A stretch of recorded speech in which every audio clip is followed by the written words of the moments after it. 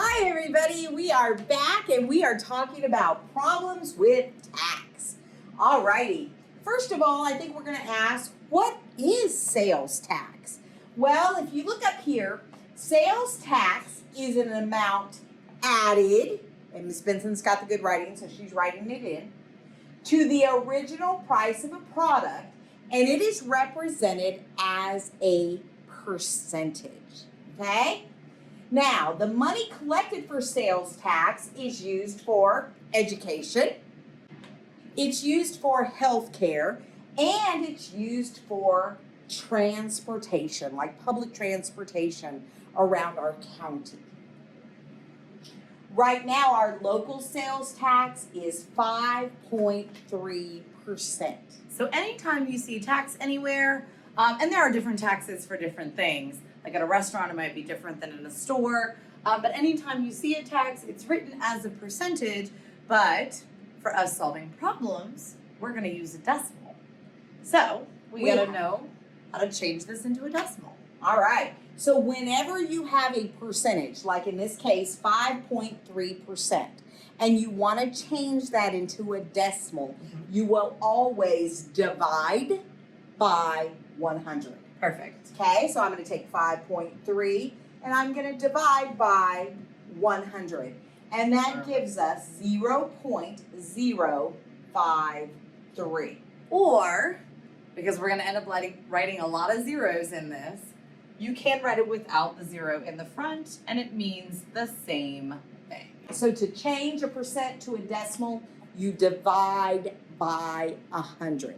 Always remember that. All right. So let's show you how to do a problem. All right. So here we have a story about Kesean. Kesean took his mom shopping at the mall. He is a wonderful son. What a wonderful son. Yes. Hey, she wants a pair of shoes that cost $185. And Kesean said, "No problem, Mom. I got you." I don't know. I wish Kesean was my son. But anyway.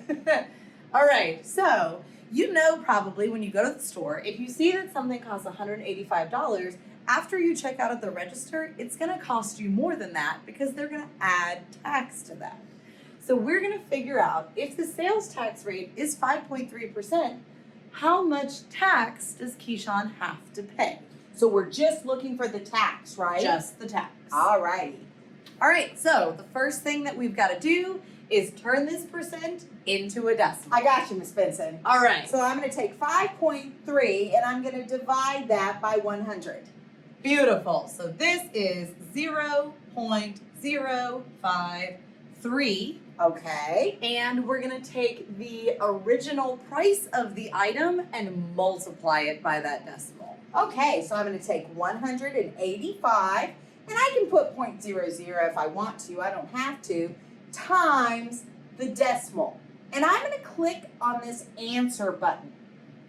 Ta-da! And it pulls it down for me so I don't have to worry about making a mistake typing it in. And I end up with $9.81 because money has two decimal places, right. So you always round to the nearest hundred. Right. All so right. Here I am just showing the work. It's best to write things down and put them in your calculator. Mm-hmm.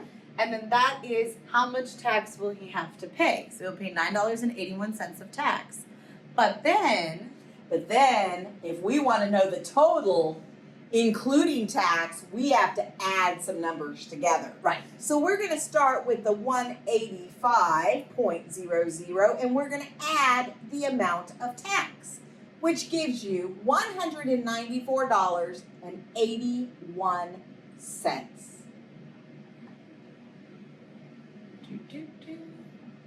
Excellent. So this is not super complicated math. You got to remember to make this into a decimal. You multiply, and then if it wants the total, you add.